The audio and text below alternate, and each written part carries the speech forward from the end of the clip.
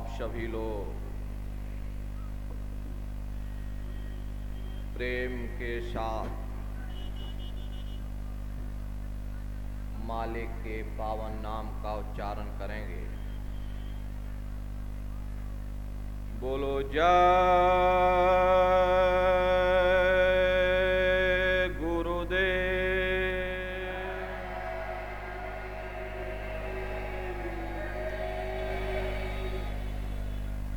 जय गुरुदेव।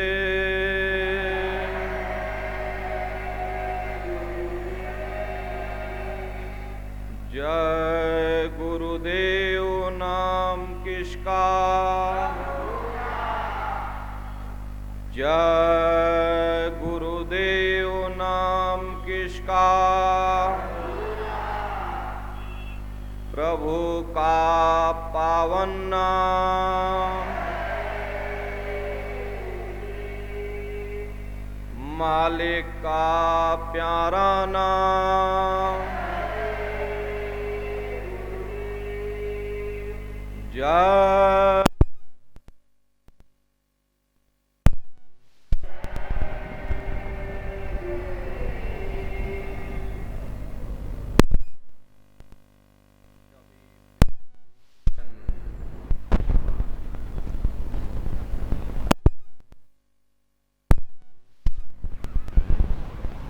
मालिक को याद करते हुए एक प्रार्थना कीजिएगा। बोलो जय गुरुदेव।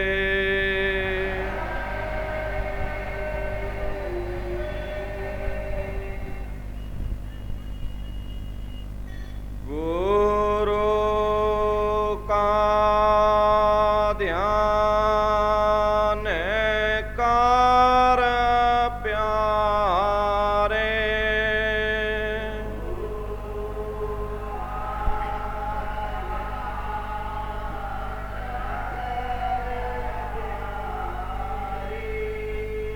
बिना इसके नाही छूटना।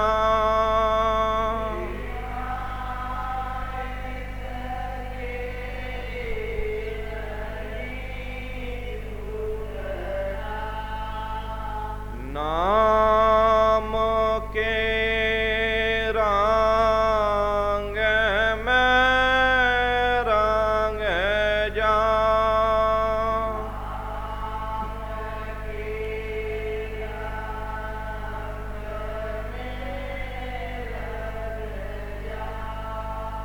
मेल तो है धाम ने जय अपना।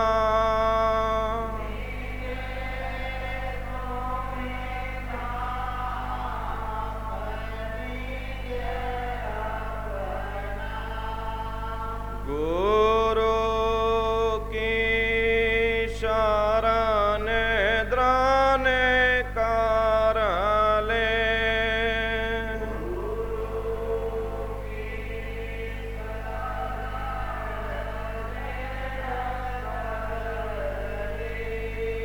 बिना इसका जय नाही शरणा।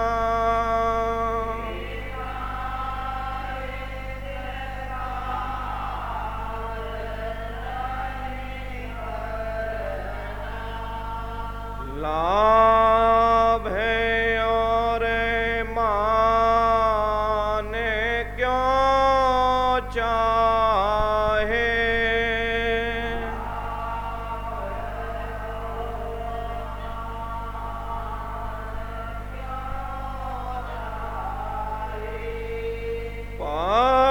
पड़ेगा फिर तुझे देना।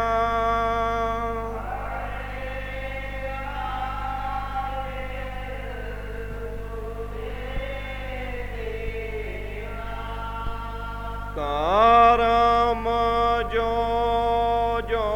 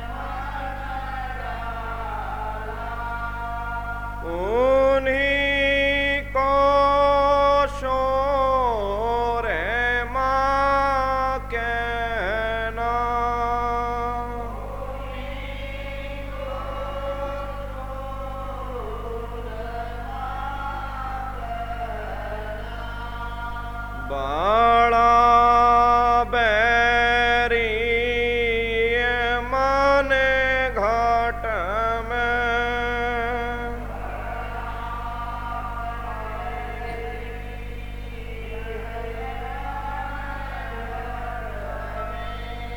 इसी का जीत ना काटे ना,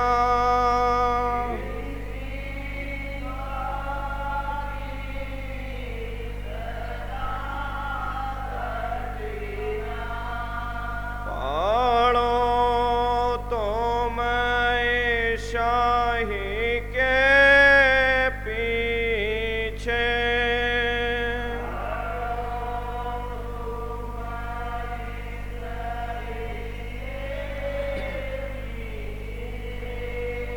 और शाही जाता ने ताजना,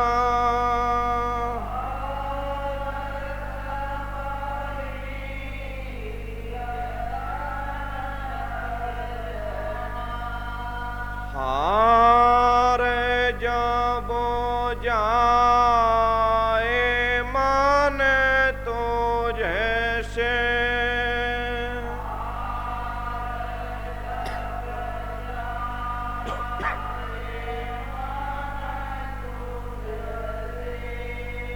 चढ़ा दे शोर ते को गागना,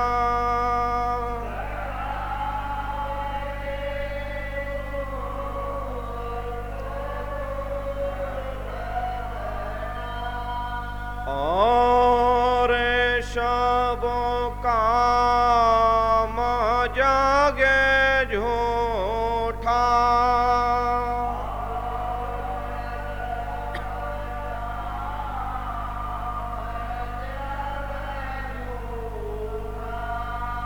त्याग दे शाही को गहना,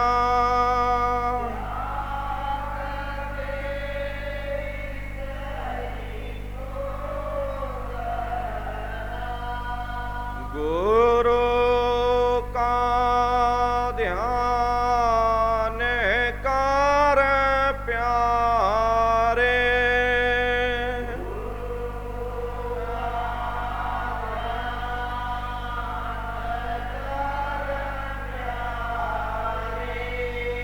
बिना इसके नहीं छोटना,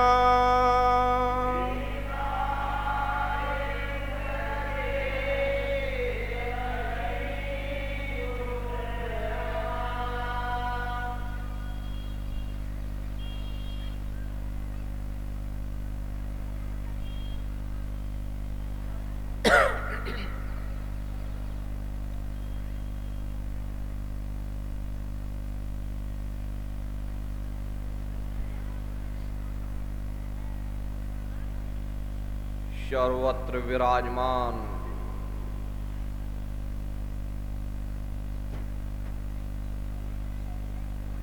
शब्द स्वरूप परम पूज्य स्वामी जी महाराज के श्री चरणों में कोटि कोटि नमन प्रणाम करते हुए देश के कोने कोने से पधारे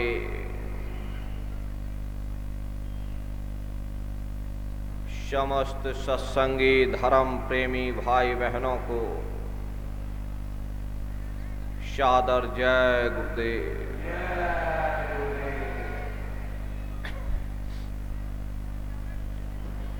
प्रेमी भाई बहनों,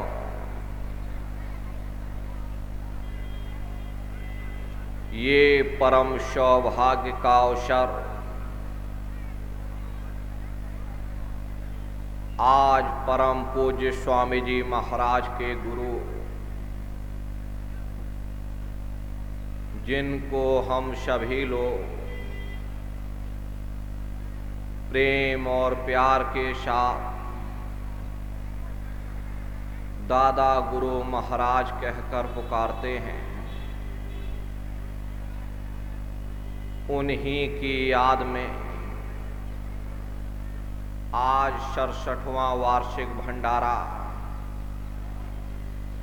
मथुरा आश्रम पर आयोजित हुआ। ये महापावन पवित्र पर्व आप सभी लोग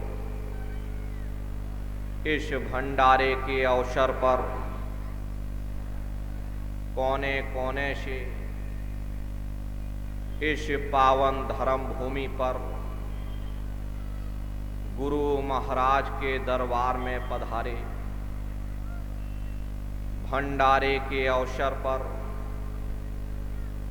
हम गुरु महाराज से यही प्रार्थना करेंगे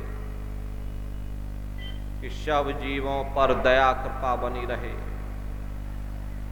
आपको समस्त प्रेमी भाई बहनों पर मालिक की दया दुआ आशीर्वाद आप सभी प्रेमी भाई बहनों को प्राप्त हो। प्रेमी भाई बहनों, आज ये हमारा पावन पर्व है। गुरु महाराज की दया और कृपा से आप सभी प्रेमी भाई बहनों को आज सत्संग सुनने का अवसर प्राप्त हुआ। प्रेमी भाई बहनों, जो भी वचन गुरु महाराज के सत्संग संदेशों को आज इस मंच से सुनाया जाए, आप सभी लोग बड़े ही ध्यान से सुनिएगा, क्योंकि प्रेमी भाई बहनों, यह सत्संग है। सत्संग जल जो कोई पावे, मैलाई सब कट कट जावे। यह ऐसा जल है जहाँ कौआ स्नान करता है और हंस बन करके बाहर निकलता है। इसलिए प्रेमी भाई बहनों, जो भी गुरु महाराज के वचन इस भंडारे के अवसर पर आप सभी प्रेमी भाई बहनों को सुनाए जाएं, आप लोग चेत करके एक एक वचनों को सुनिएगा। प्रेमी भाई बहनों, संतों महात्माओं के सत्संग में कभी किसी जाति धर्म,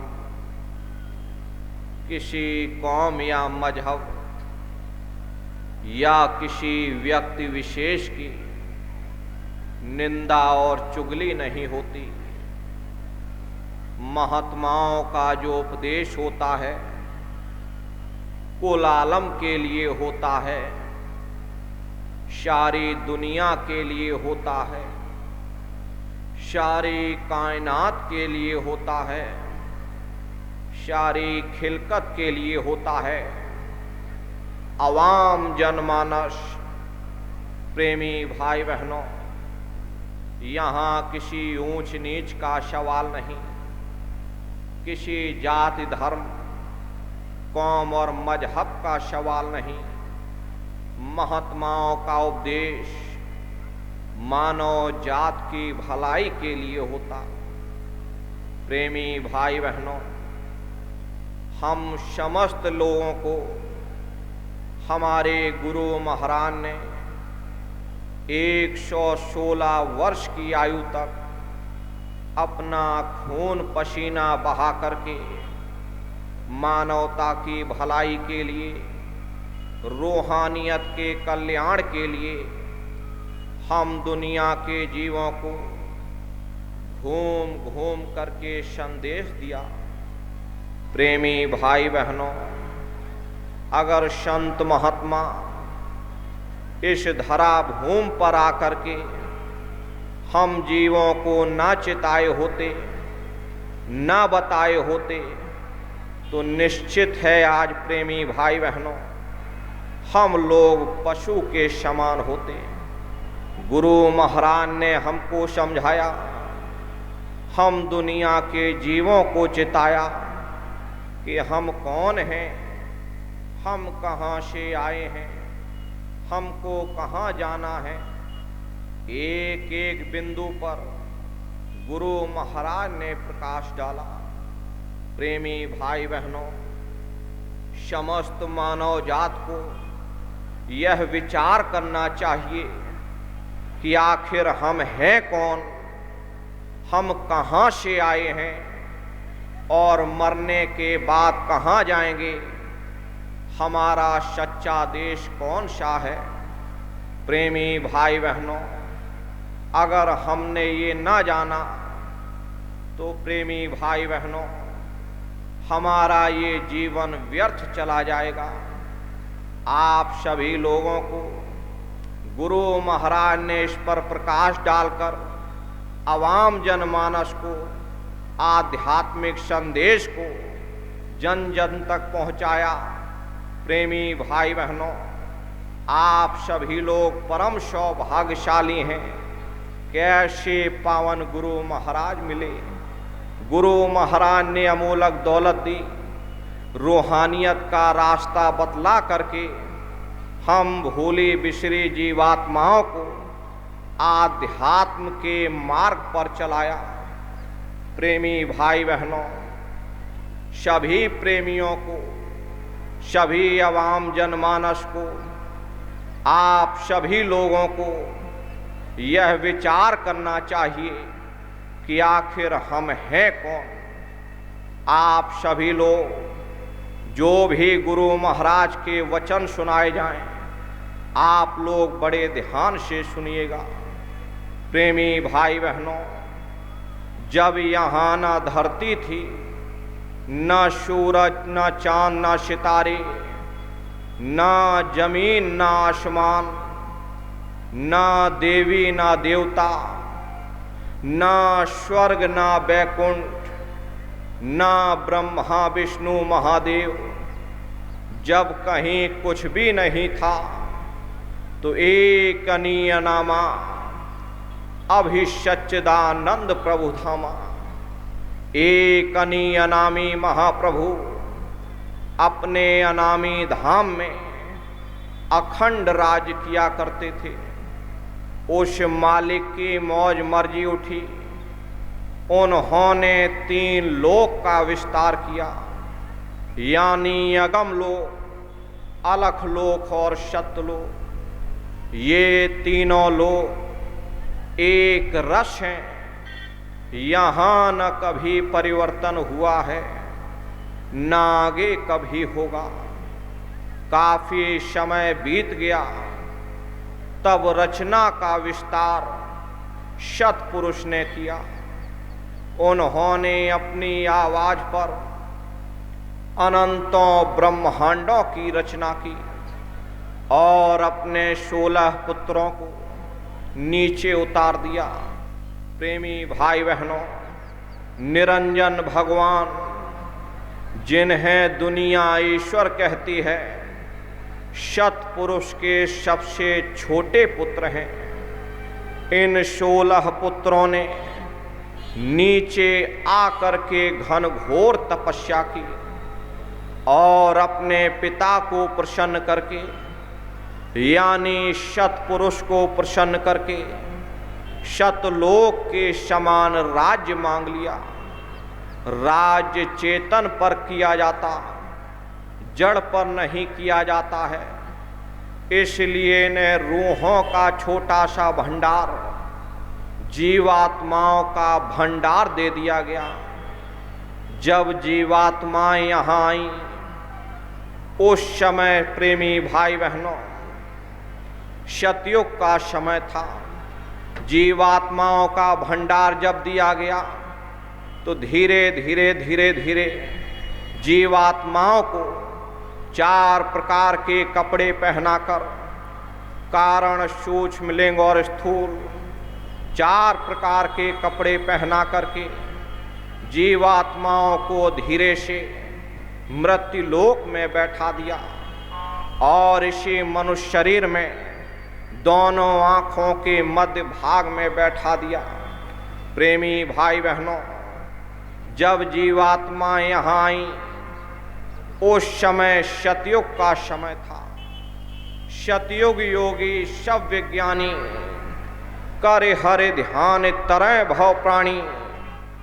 उस समय सब ज्ञानी और विज्ञानी थे, सबकी आँख कान खुली हुई थी, रोज उस मालिक का दीदार दर्शन करते, रोज आते रोज जाते और अपना समय पूरा होने के बाद ये जीवात्माएं अपने देश यानी सचखंड वापस चली जाती।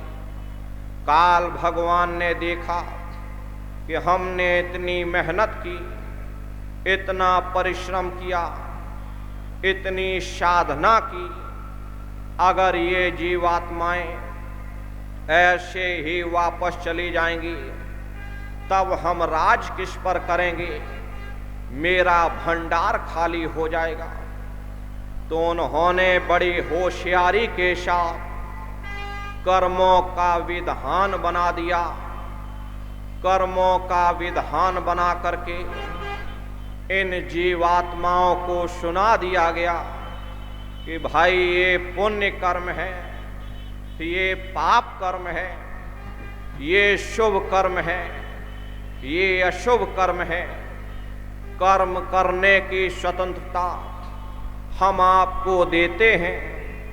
फल भोगने के लिए हमने स्वर्ग और वैकुंठ बनाए, नरक और 84 बनाए और इन जीवात्माओं को कह दिया कि काल रूप में तिनकर भ्राता, शुभ अशुभ कर्म फलदाता। मैं काल रूप हूं और शुभ अशुभ कर्मों का फल दूंगा। यानी कर्म करने की स्वतंत्रता हम जीवों को दे दी गई और फल देने का अधिकार इन्होंने अपने हाथ में रख लिया। धीरे धीरे ये जीवात्माएं, ये बेचारी रूहें कर्मों के जंजाल में जकड़ती चली गईं और अपने अस्तित्व को, अपने ज्ञान, अपने प्रकाश को, अपने सच्चे देश को, अपने सच्चे पिता को भूल गईं। ना जाने कितना समय बीत गया, युग के युग बीत गए, तब से यह जीवात्माएं यहीं पर भटका खा रही। प्रेमी भाई बहनों, ये रूह सतनाम का अंश है, सत्य देश की रहने वाली है, लेकिन जब काल और माया के देश में आ गई तो काल ने 5 तत्व का पिंजरा बना करके इस पिंजरे में इन जीवात्माओं को कैद कर दिया। साथ में मन को इसकी चौकीदारी पर बैठा दिया। प्रेमी भाई बहनों, ताकि ये जीवात्मा यहाँ से निकलने ना पाए। अब संत दया करके इन जीवात्माओं को ले जाएं तो ले जाएं, वरना रूहों के वश का नहीं रहा कि ये रूह मन के चंगुल से आजाद हो सके। महात्मा प्रेम से समझाते हैं कि कर्ता ने काया रची, जुग जुग जग विस्तार, और शार दियो विसराय के, घर घर करत पुकार। यानी काल ने 5 तत्व का पिंजरा बना करके इस पिंजरे में उन जीवात्माओं को कैद कर दिया। अब जीव अपने घर को भूल चुका, अपने सच्चे देश को भूल चुका, अपने सच्चे पिता को भूल चुका। इसे अब यह भी ज्ञान नहीं रहा, ये भी खबर नहीं है कि मैं कौन हूँ, मैं कहाँ से आया हूँ, मुझे जाना कहाँ है। युगों युगों से यह जीव अपने ही कर्मों के बंधन में बंद करके अलग अलग योनियों में भटका खा रहा। महात्मा कहते हैं कि भाई वेद पुराण कर्मी उपराजा, याशे करे जीव जग काजा। अब सारा संसार कर्मों के जाल में बंध गया। संत इस जाल के भेद को खोलते हैं, इस जाल को तोड़ते हैं। लेकिन देखो दुनिया वालों को, ये दुनिया वाले ऐसे ही महात्माओं का विरोध करते। प्रेमी भाई बहनों, वाल्मीकि जी ने राम के पैदा होने से 10,000 साल पहले ही पूरी रामायण बनाकर रख दी कि भाई तुम्हारे अंदर राम है, तुम्हारे ही अंदर रावण है, सब कुछ तुम्हारे अंदर है।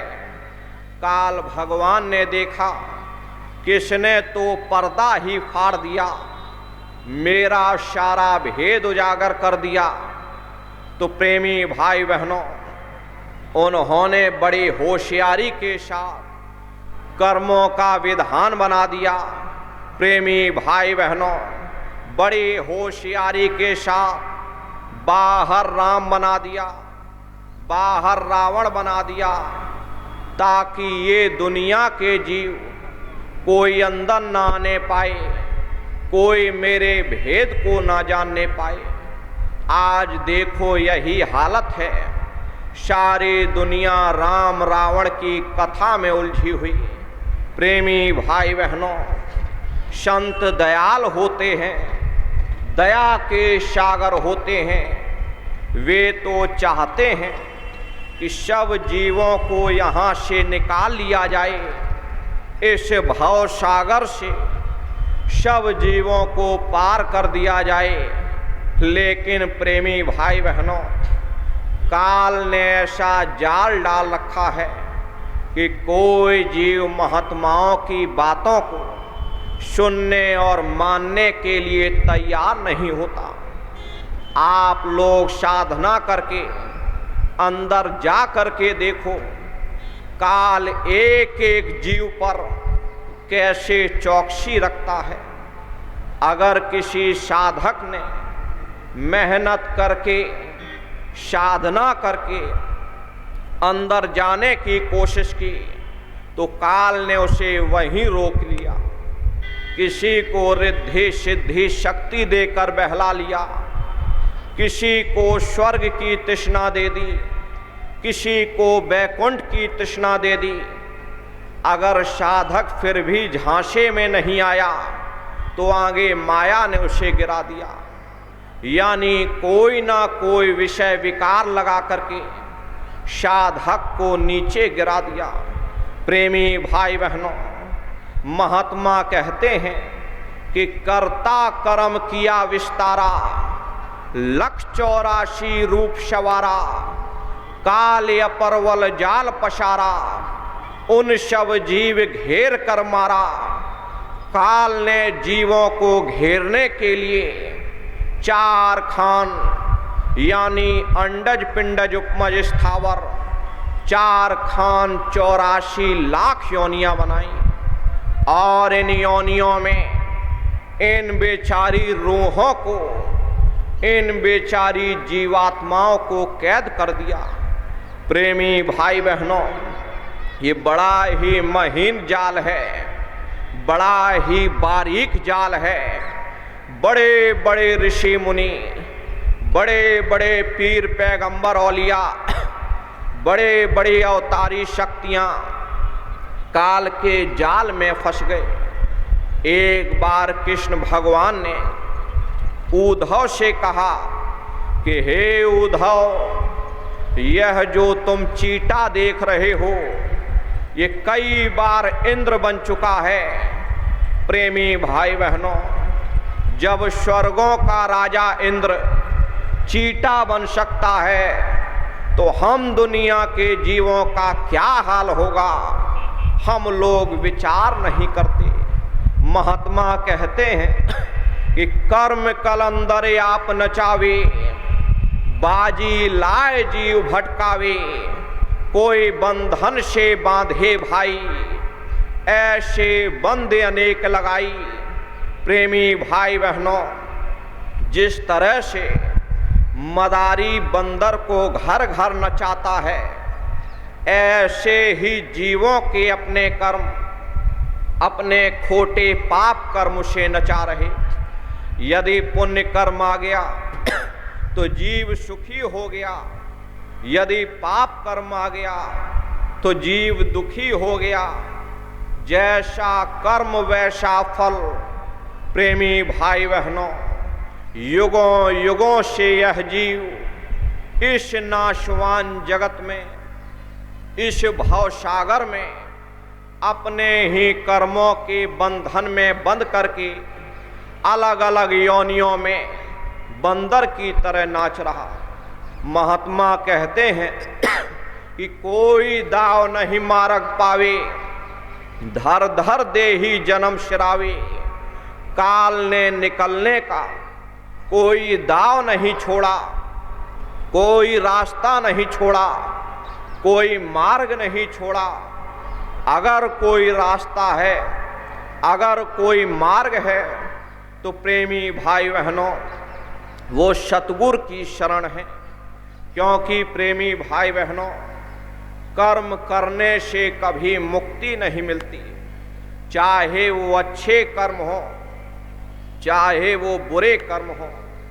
आध्यात्म कहता है कि जब तक यह जीवात्मा निष्कर्म नहीं हो जाएगी, तब तक उस परमात्मा को प्राप्त नहीं कर सकती।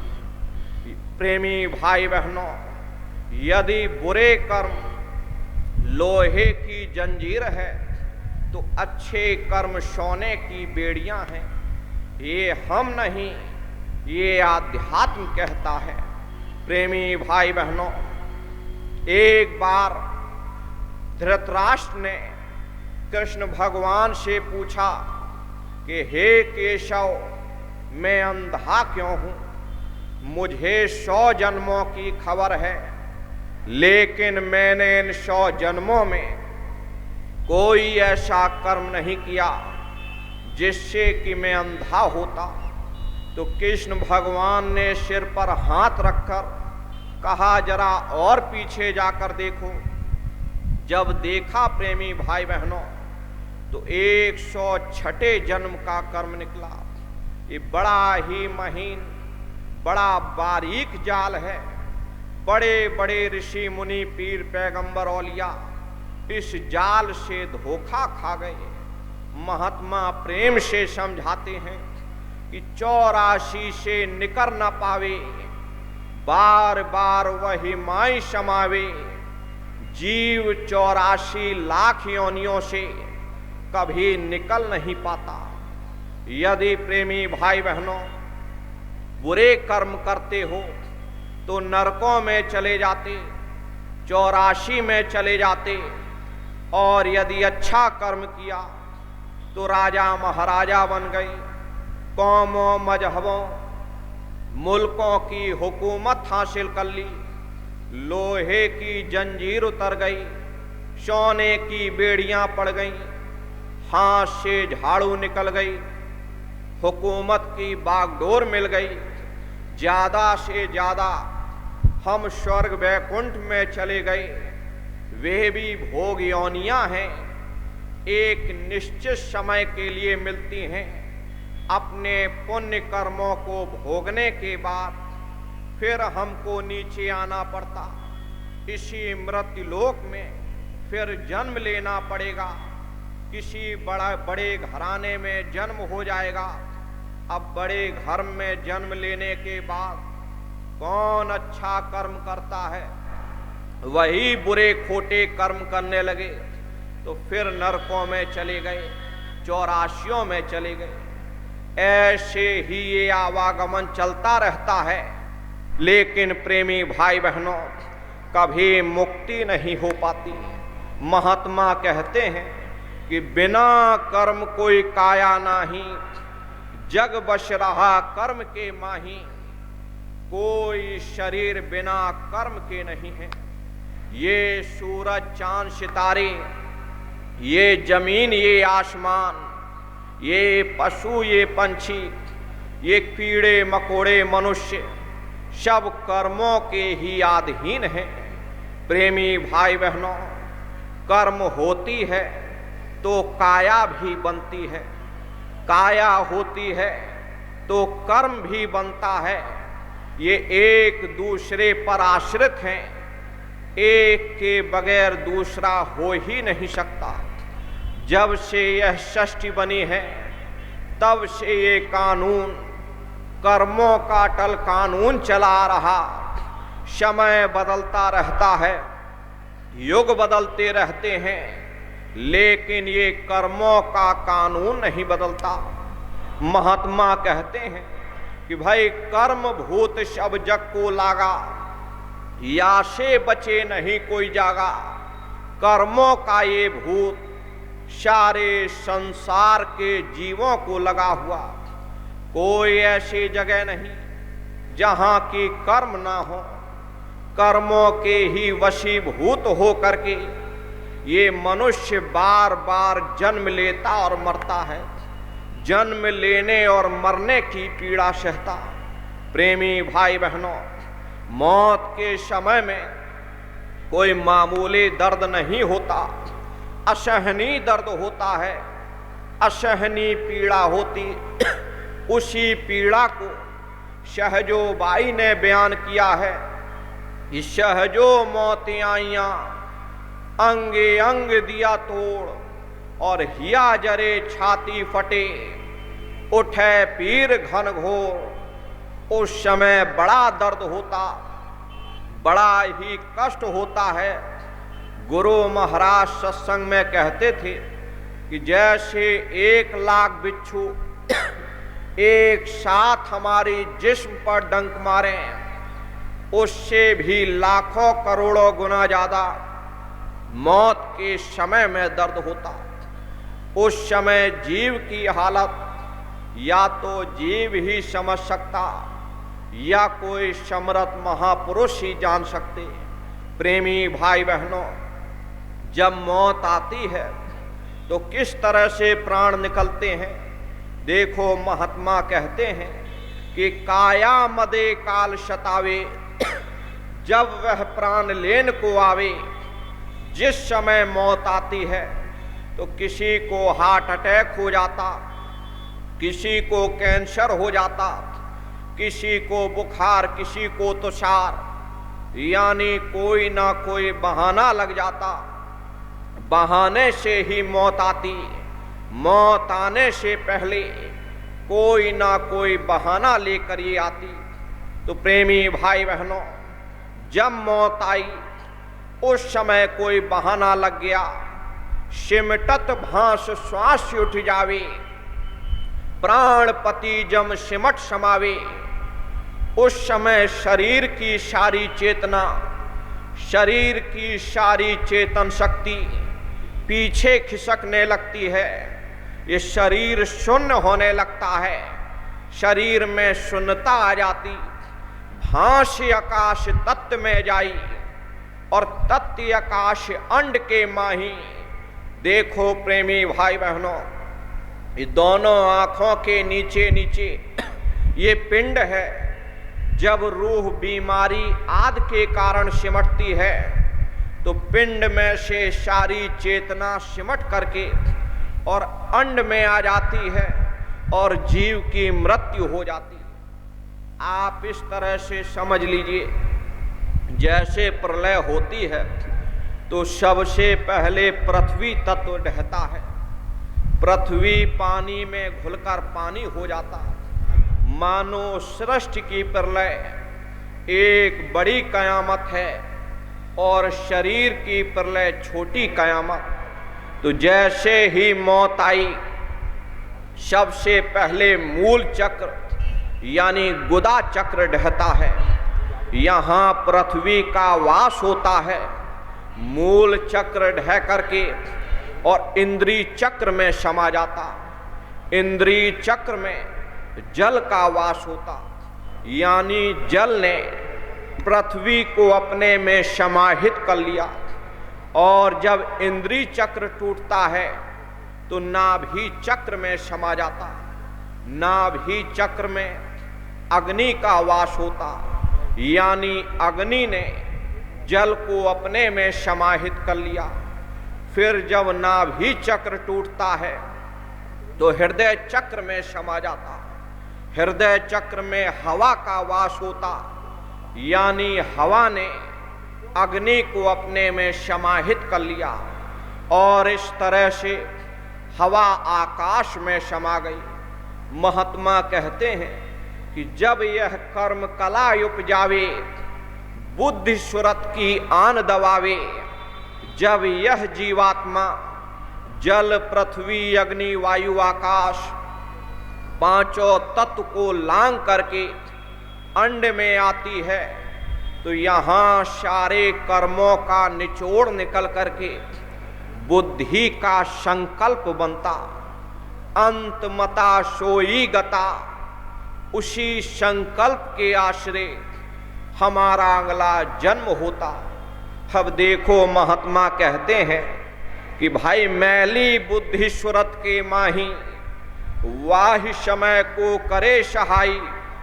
अब सारी उम्र विषय विकारों की मैली बुद्धि भोगों की आशिक रही, क्योंकि इस जीव ने सारी उम्र मैले काम किए, मैले कर्म किए, मैली बुद्धि हो गई, मैले संकल्प बन गए, वैले विकल्प बन गए। वही कुत्ते को बिल्ली के सपने, बिल्ली को चूहों के सपने, किसी और को किसी और के सपने। प्रेमी भाई बहनों, नाम के सिवाय ये सारा जहान मैला है।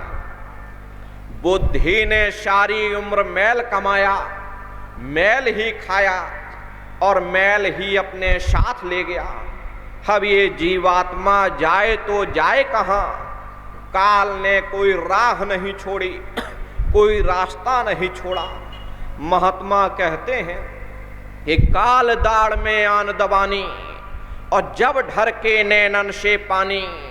प्रेमी भाई बहनों, इस जीवात्मा को कोई रास्ता और समय दिखाई नहीं देता, कोई रास्ता सूझता नहीं है। रास्ता दिखाई भी कहाँ से पड़े? गुरु किया नहीं, नाम की कमाई की नहीं। इधर काल आवाज दे रहा कि चले आओ चले आओ, इधर रास्ता है तुम इधर चले आओ। ये बेचारी जीवात्मा उसी रास्ते पर चल देती है और जाकर काल के गाल में समा जाती। प्रेमी भाई बहनों, जब काल दाड़ में दबाता है तो अत्यंत पीड़ा होती है, अत्यंत दर्द होता है। उसी दर्द को सहजोबाई ने बयान किया, उसी दर्द को अन्य महात्माओं ने बयान किया। उस समय इंद्रियां टूट टूट कर चकनाचूर हो जाती हैं। प्रेमी भाई बहनों, उस बयान को उस समय जीव बयान नहीं कर सकता। प्रेमी भाई बहनों, सिर्फ नेत्रों से पानी निकलता है, नेत्रों से आंसू निकलते हैं। जीव कुछ बोल नहीं पाता, कुछ बता नहीं पाता। बहुत से लोगों को देखा कि मल मूत्र तक निकल जाता।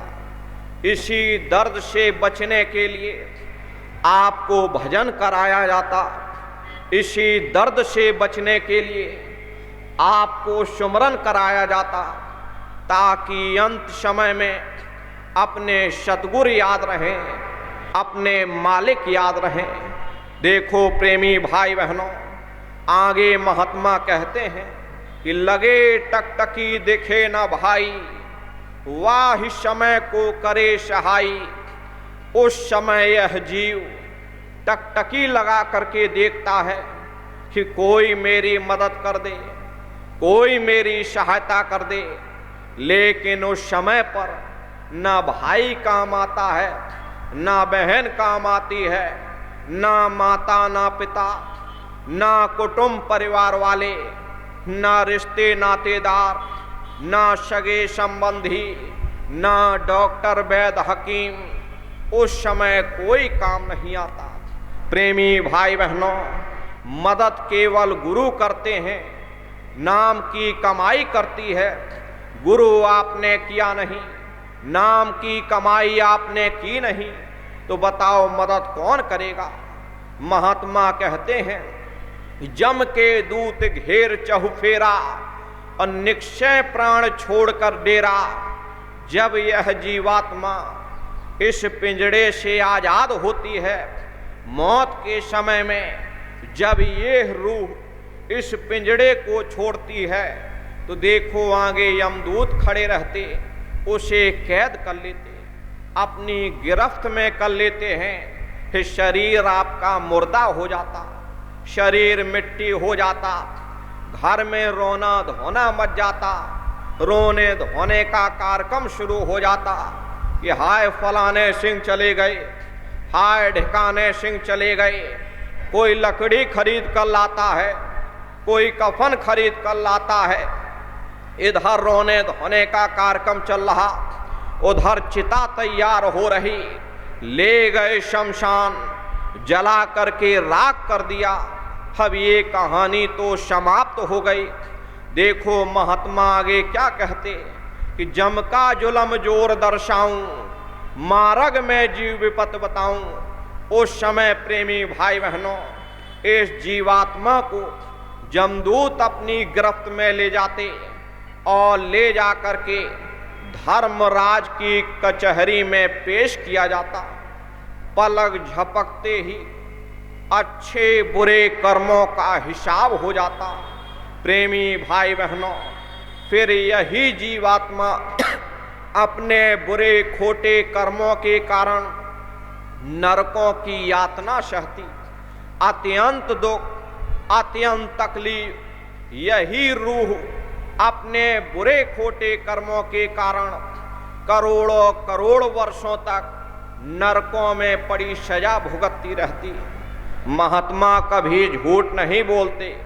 महात्माओं ने जब अपनी आंखों से देखा, ज्ञान चक्षु तीसरे नेत्र से देखा, तब ही उन्होंने बयान किया कि लोह के खम्भ तपत के माही, वाह समय को करे सहाई। उस समय प्रेमी भाई बहनों, वहां लोहे के खंभे अग्नि से धधक धधक का लाल हो रहे। ऐसे खोटे पापी जीवों को उन खंभों में चिपकाया जाता। जीव हाय हाय करके तड़पता है, असहनीय पीड़ा होती, असहनीय दुख दर्द होता। जीव रोता चिल्लाता रहता, कोई उनकी पुकार सुनने वाला नहीं, कोई उनकी दर्द भरी आवाज को सुनने वाला नहीं। प्रेमी भाई बहनों, महात्मा कभी झूठ नहीं बोलते। महात्माओं ने जब अपनी आंखों से देखा, तब ही उन्होंने बयान किया कि भाई दोजख भी तुम्हारे अंदर है, वहिष्ठ भी तुम्हारे अंदर है, और एक नरक नहीं अनेकों अनेक नरक बने हुए। कुंभ ही नरक निदानीय है, पड़े जीव जग जाए और सिर समेत डूबा रहे, सदा नरक को माही। कुंभ ही कहते हैं घड़े के आकार का बड़ा विशाल नरक बना हुआ, उसमें दुनिया भर का मवाद, दुनिया भर का पाखाना पड़ा हुआ, बड़ी भारी दुर्गंध उसमें से आ रही। ऐसे खोटे जीवों को सिर समेत उसी मवाद में डाल दिया जाता। जब ही नरक सिर ऊपर काढ़े, तभी ऊपर जूती जब मारे। जैसे ही यह जीवात्मा श्वास लेने के लिए अपने सिर को बाहर निकालती, ऊपर यमदूत खड़े रहते हैं, जूतियों से उसकी पिटाई करते। बड़ी धारदार जूतियां, बड़ी नुकीली जूतियां होती हैं। जीव फिर उसी में डूब जाता और युगों युगों तक डूबा रहता। महात्मा कहते हैं कि कुंभ ही नरक कल्प लौवासा, और मुख में नरक नाक में श्वासा। कल्प लौवाशा यानी 1000 चौकड़ी युग का एक कल्प होता है। न जाने कितने कल्पों तक जीव नरकों में पड़ा रहता, अपने बुरे खोटे कर्मों के कारण नरकों की यातना सहता रहता।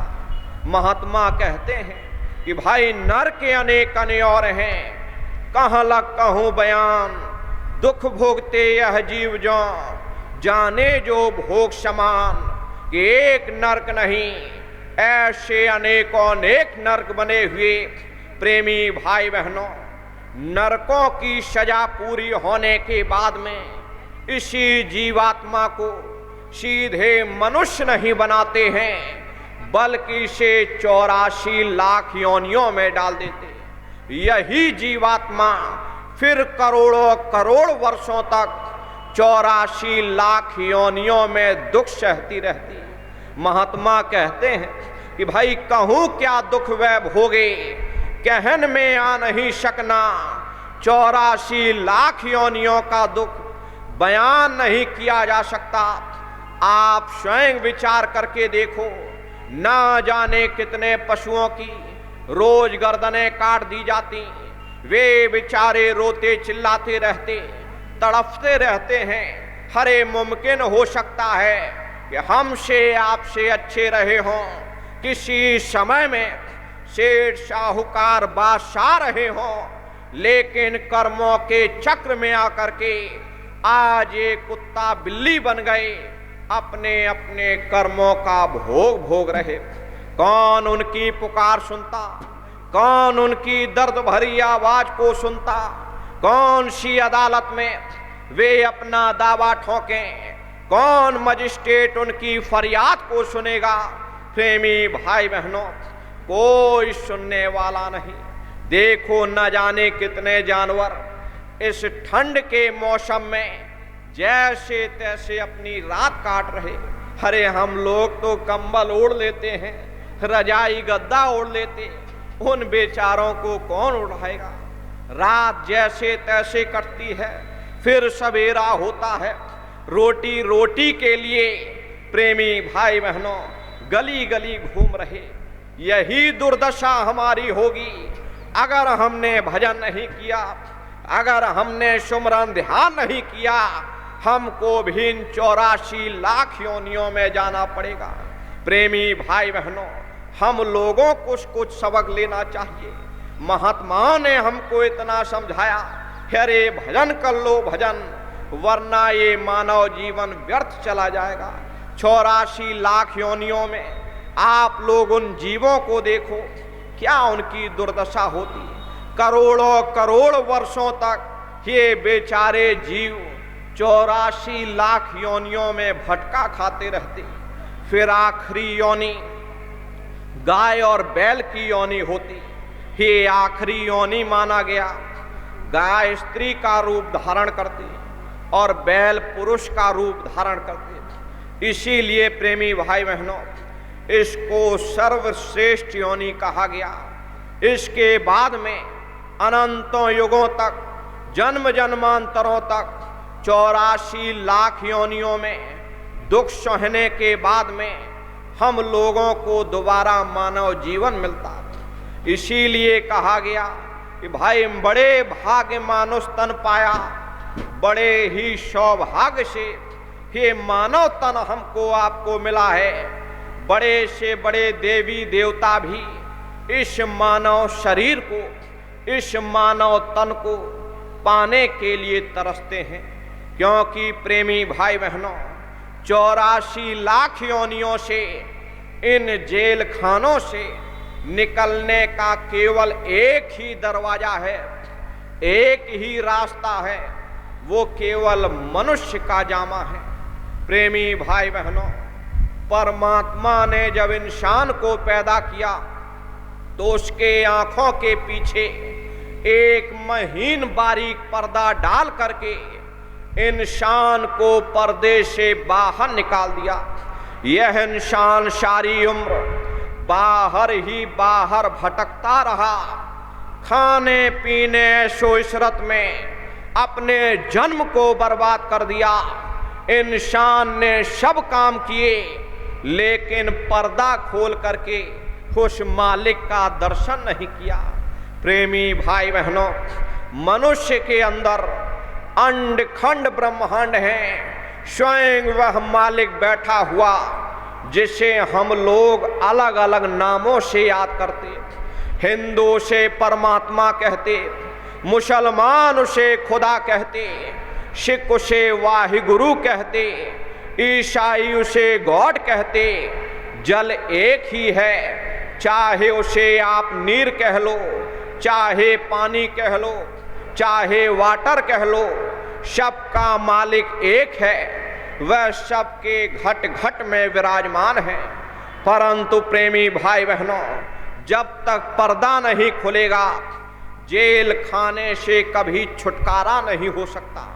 छुटकारा जब होगा जब हम अपने फैले हुए ख्याल को इन 9 द्वारों से निकाल करके 10वें द्वार में एकाग्र करें, मुर्शिद से प्रेम करें, मन को इंद्रियों के फंदे से आजाद करें। तब कहीं राह दिखती है, रास्ता नजर आता है, उस मालिक का दीदारे दर्शन होता। लेकिन बड़े अफसोस की बात है कि जब हमें यह मौका मिलता है, कि मानव जीवन मिलता है, तो हम जिंदगी के असल मकसद को भूल जाते। उल्टा कौमों मजहबों जात पात के रगड़ों झगड़ों में उलझ जाते। प्रेमी भाई बहनों, ये जो जात पात के रगड़े झगड़े हैं, ये हमारे अपने नहीं हैं, ये सिर्फ हमारे मन की खुराफात है। आप स्वयं विचार करके देखो कि जब गुरु नानक साहब नहीं आए थे तब कोई सिख नहीं था, जब मोहम्मद साहब नहीं आए थे तब कोई मुसलमान नहीं था, जब ईसा मसीह साहब नहीं आए थे तब कोई ईसाई नहीं था, और पीछे लौटते चले जाओ तो केवल मनुष्य ही मनुष्य रह जाते। हरे रगड़े झगड़े किसने पैदा किए? हमारे मन ने पैदा किए। देखो, गुरु नानक साहब का गुरु ग्रंथ एक है, लेकिन उसमें 50 से अधिक संप्रदाय बन गए। मोहम्मद साहब की कुरान शरीफ एक है, लेकिन उसमें 72 से अधिक संप्रदाय बन गए। ईसा मसीह की बाइबल एक है, लेकिन उसमें 22 से अधिक संप्रदाय तैयार हो गए। हिंदुओं का कोई और छोर नहीं, ना जाने कितने बन गए, ना जाने कितने और बनेंगे। ये संप्रदाय किसने बनाए? ये बंदर बांट किसने किया? हमारे मन ने किया है, अपनी हविष को पूरा करने के लिए, अपने स्वार्थ को पूरा करने के लिए, अपनी ख्वाहिश को पूरा करने के लिए। प्रेमी भाई बहनों, महात्माओं का उपदेश एक है, उनकी शिक्षा एक है, उनका मार्ग एक है। जब आप अंदर जाओगे आपको पता चलेगा कि वहां ना कोई हिंदुओं के लिए रियायत है, न मुसलमानों के लिए रियायत है, न सिख या ईसाइयों के लिए रियायत है। हरे जाति पात पूछे नहीं कोई, हरि का भजे सो हरि का होई। लोग यहाँ जात पात बनाते बनाते मर गए, लेकिन वहाँ कोई जात पात नहीं, कोई कौम मजहब नहीं। जब यह जीवात्मा इस मनुष्य रूपी चोले को छोड़ करके धर्मराज की कचहरी में पहुंचेगी, वहां न तुमसे ये पूछा जाएगा कि तुम किस जात के हो, तुम किस कौम के हो, तुम किस मजहब के हो। वहां हमारे कर्म देखे जाएंगे, भक्ति भाव देखा जाएगा, उस मालिक से मिलने का इश्क और प्रेम देखा जाएगा।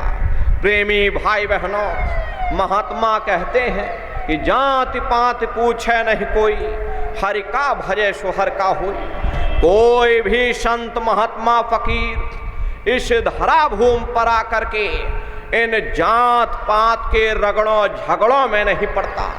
महात्माओं का जो उपदेश होता है कुल आलम के लिए होता है, सारी दुनिया के लिए होता है, सारी कायनात के लिए होता है, सारी मानव जात की भलाई के लिए होता, आसान से आसान होता, सरल से सरल होता, सनातन से सनातन होता।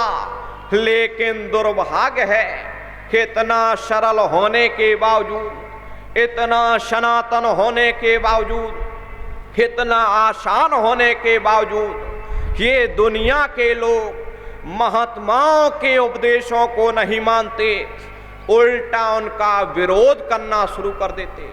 ये हम नहीं, ये इतिहास कहता है कि इन 700 वर्षों के अंतर्गत जितने भी संत महात्मा फकीर आए, कबीर, नानक, दादू दरिया, भीखा, रविदास, पलटू, जगजीवन, ईसा, मूसा, मोहम्मद साहब, अन्य जितने महात्मा हुए, हम दुनिया के जीवों ने भरपूर उन महात्माओं का विरोध किया। लेकिन इतने विरोध के बावजूद, इतना प्रेमी भाई बहनों कष्ट देने के बावजूद उन संतों महात्माओं ने अपने सत संकल्पों को नहीं छोड़ा। अंततः देखो इतने जीवों का भला किया। प्रेमी भाई बहनों, ये बात सदा सत्य है कि समय रहते हुए हम लोग महात्माओं की बातों को पहचान नहीं पाते, महात्माओं के उपदेशों को मान नहीं पाते, और जब ट्रेन छूट जाती है तो दुनिया वाले पीछे पीछे दौड़ते।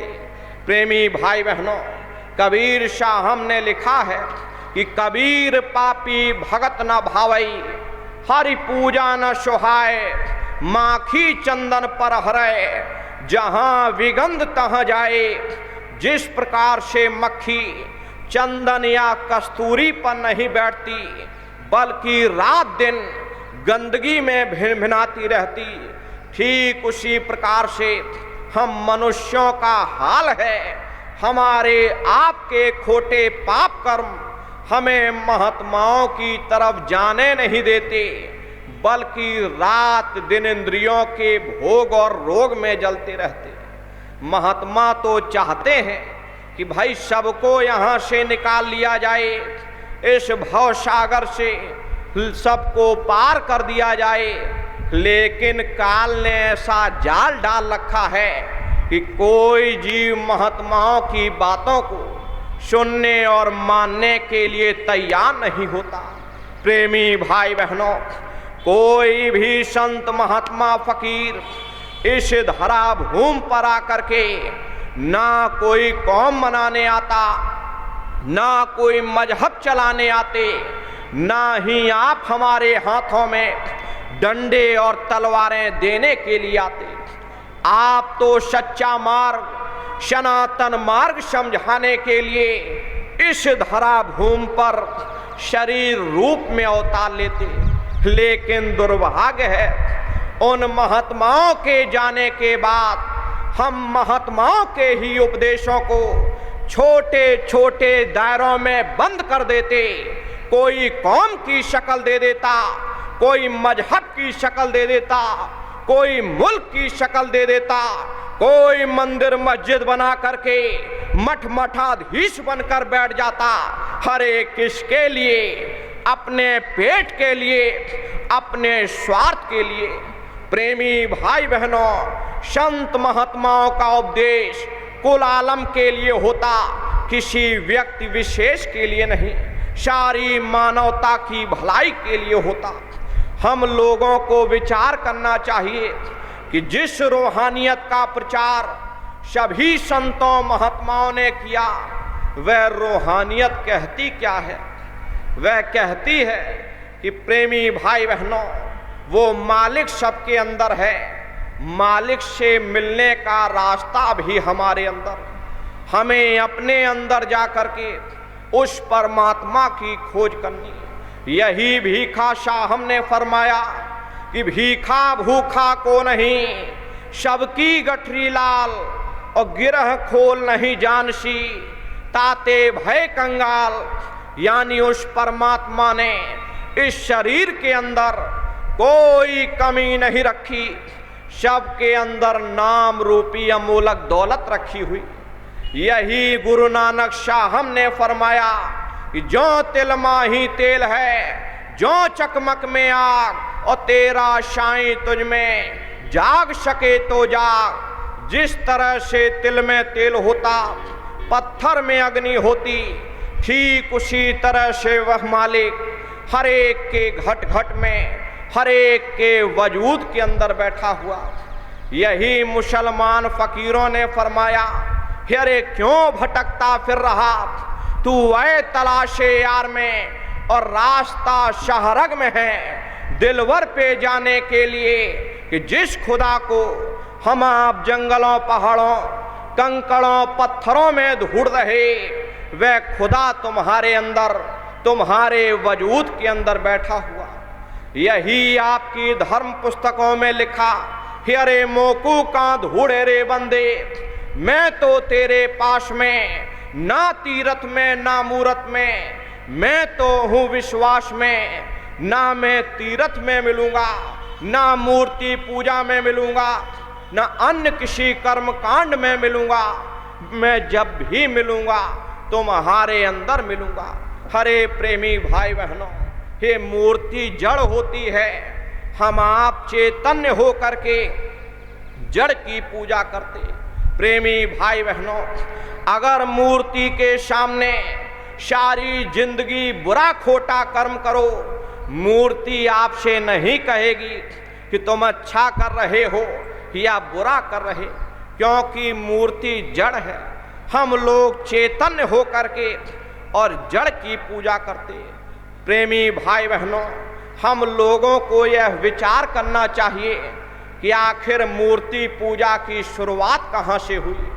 मूर्ति पूजा की शुरुआत वेद व्यास जी महाराज के समय से शुरू हुई। वेद व्यास जी महाराज ने देखा कि साधकों का ध्यान एकाग्र नहीं हो रहा, तो उन्होंने एक बहुत बड़ी मूर्ति बनवा दी। उस मूर्ति की बड़ी बड़ी आंखें बनवाई और साधकों से कहा कि तुम अपनी इन आँखों को मूर्ति की आँखों में जमाओ। जब दृष्टि से दृष्टि टिक जाए तो ये बाहर की आँख बंद कर लेना, अंतर की आँख खुल जाएगी। ये तरीका था, साधन था अभ्यास करने का, ध्यान को एकाग्र करने का। वेद व्यास जी महाराज शरीर छोड़कर चले गए। धीरे धीरे धीरे धीरे उनका ज्ञान लोप हो गया और लोग मूर्ति को ही भगवान समझ बैठे।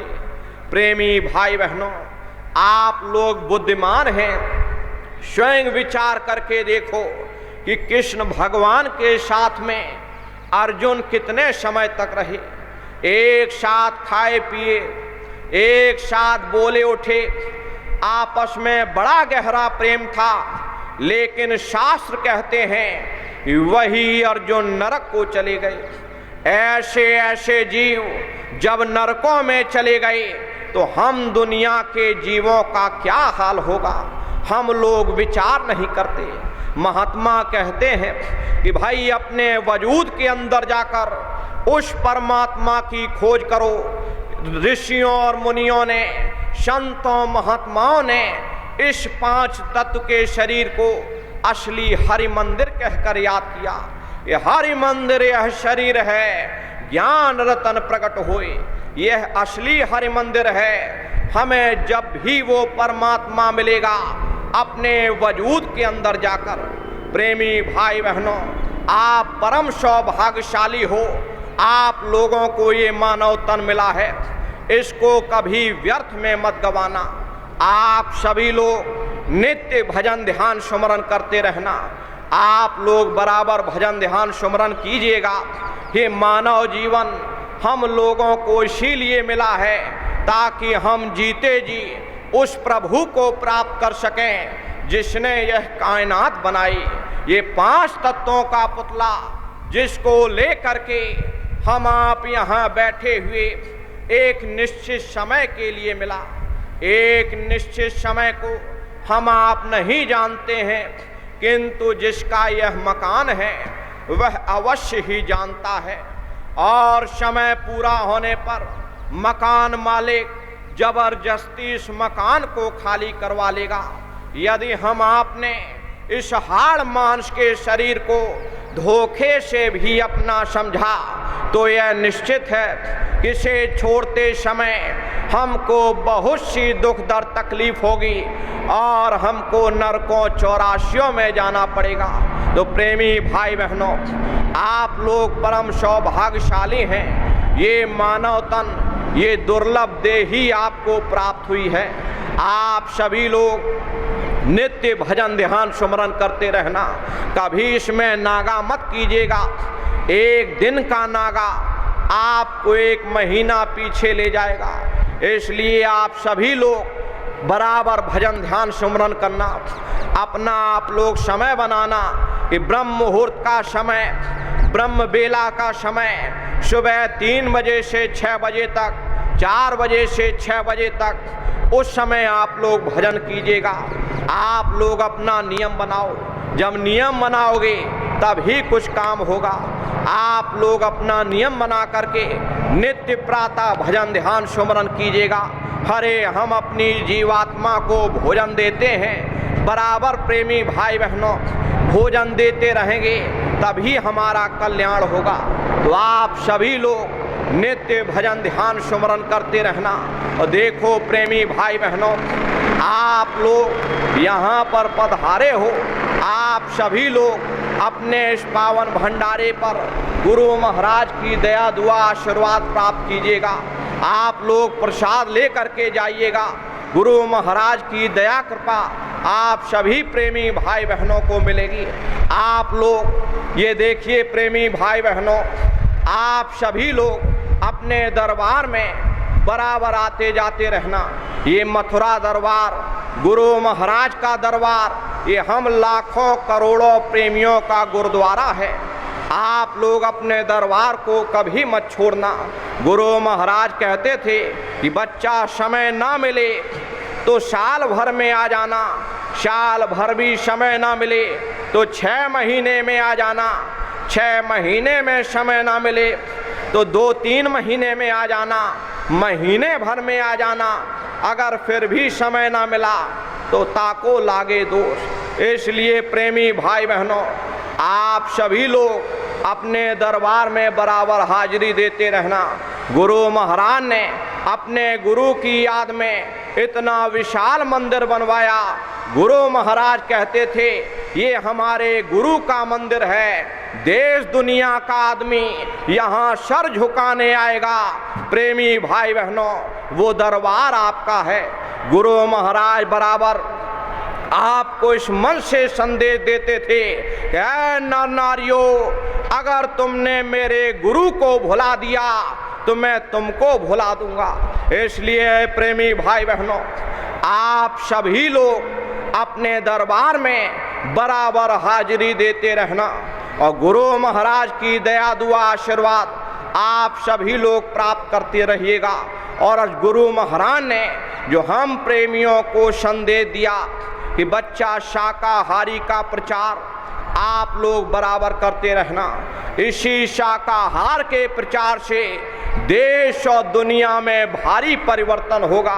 प्रेमी भाई बहनों, परिवर्तन कोई कानून बनाने से नहीं, परिवर्तन आंदोलन से नहीं, परिवर्तन तोड़ फोड़ से नहीं, परिवर्तन जब होता है जब लोगों के विचार बदलते हैं, लोगों की भावनाएं बदलती हैं। और विचार जब बदलते हैं जब लोगों का खान पान शुद्ध होता। हरे जैसा खाए अन्न वैसा होए मन। जब इंसान पशुव्रती भोजन करेगा तो उसकी बुद्धि पशुओं जैसी हो जाएगी, उसका सोच विचार चिंतन पशुओं जैसा हो जाएगा। फिर जिस शराब के नशे में माँ बहन बेटी की पहचान खत्म हो जाए, उस शराब को पी करके यह कैसे पता चलेगा कि क्या अच्छा है और क्या बुरा है। यही कारण है कि आज घर समाज में, देश और दुनिया में, आपसी मुल्कों में रगड़े झगड़े फैले हुए। अगर सभी मानव जात के लोग, सभी कौम कौमियत के लोग, सभी मजहब वाले लोग, हमारे गुरु महाराज परम संत बाबा जय गुरुदेव जी महाराज के उन वचनों पर अमल करें और सभी लोग शाकाहारी हो जाएं तो देश और दुनिया में अमन चैन आ जाएगा, घर परिवार में खुशहाली आ जाएगी, उस मालिक की दया दुआ बरकत मिल जाएगी। तो प्रेमी भाई बहनों, गुरु महाराज हम प्रेमियों को आदेश देकर गए कि बच्चा शाकाहारी का प्रचार आप सभी लोग अपने अपने क्षेत्रों में बराबर करते रहना।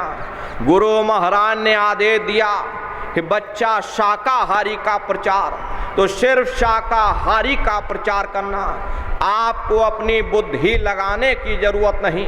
प्रेमी भाई बहनों, बहुत से लोग बुद्धि लगा देते हैं, इसीलिए धोखा खा जाते। इस बात को हमेशा ध्यान में रखिएगा कि संत महात्मा कभी किसी को सजा नहीं देते। प्रेमी भाई बहनों, सजा देना काल का काम है और दया करना दयाल का काम है। आप लोगों को जितना गुरु महाराज ने आदेश दिया आप लोग उतना काम कीजिएगा। अपना शाकाहारी का प्रचार प्रसार आप सभी लोग बराबर करते रहिएगा। देखिए कबीर साहब ने लिखा है कि तिल भर मच्छी खाई के कोटि गऊ दे दान और काशी करवट जा मरे निश्चय नरक निदान। यदि तिल भर भी मच्छी खाकर फिर चाहे कोटान कोट गऊओं का दान करें और काशी में जा करके मत्था रगड़ते रगड़ते अपनी सारी जिंदगी गुजार दें, फिर भी हमको हमारे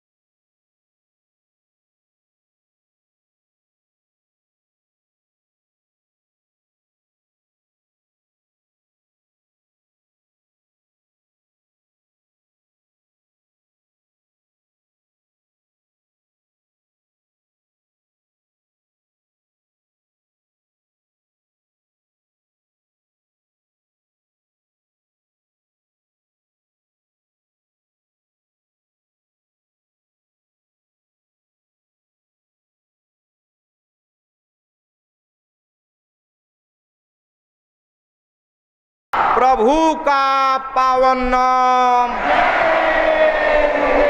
मालिक का प्यारा नाम। जय गुरुदेव। सभी प्रेमी भाई बहन एक प्रार्थना करेंगे, उसके बाद ये समापन का कार्यक्रम होगा। तो आप लोग बैठ जाइएगा, अपने बैठ करके सभी लोग एक प्रार्थना बोलेंगे। बोलो जय गुरुदेव।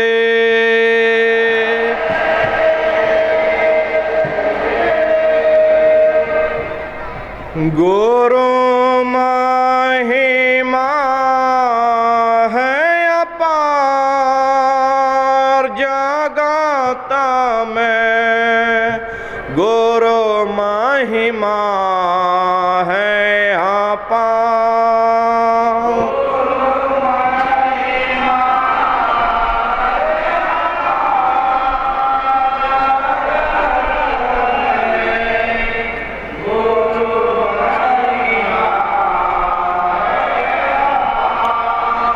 गुरु महिमा है अपार जगत में, गुरु महिमा है अपार।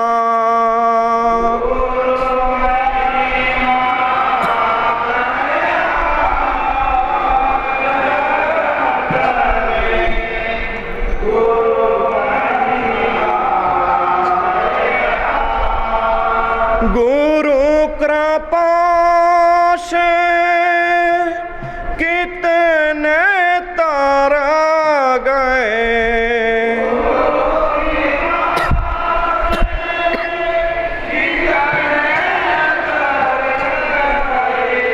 हो गए भावों से पार जगत में, गुरु महिमा है अपार।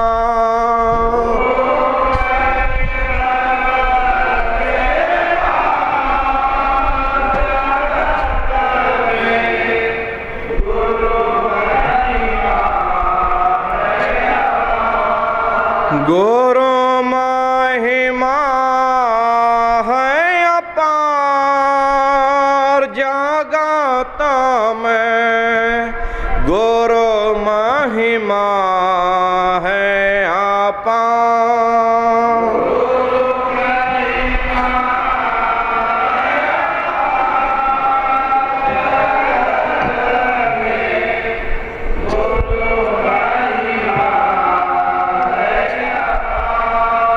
पत्थर में भी प्राण पुगाते,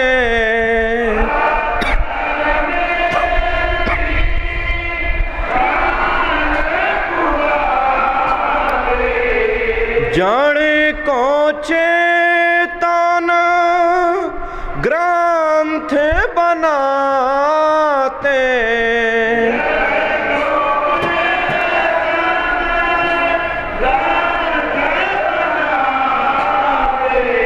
जीवन के करतार जगत में, गुरु महिमा है अपार।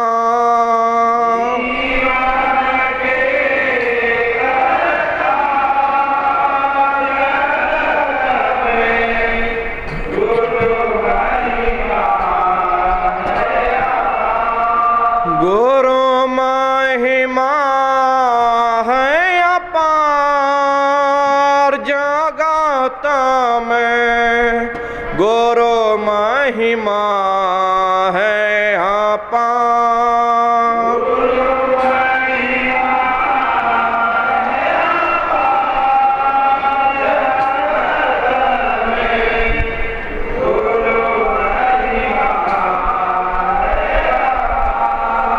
सब प्रेमी मिल जुल कर गाओ,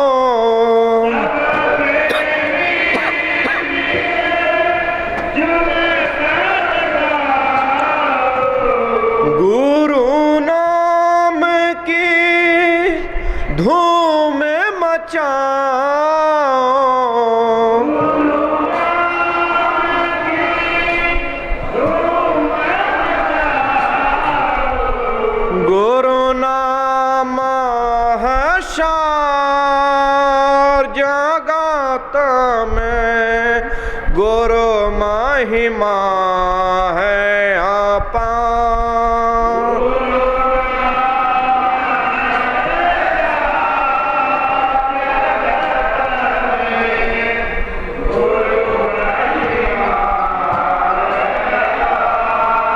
गुरु महिमा है अपार जगत में, गुरु महिमा है अपार।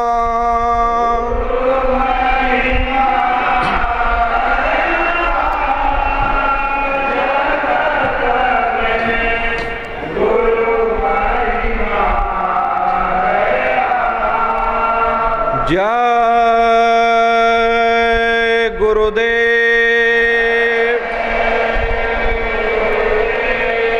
जय गुरुदेव,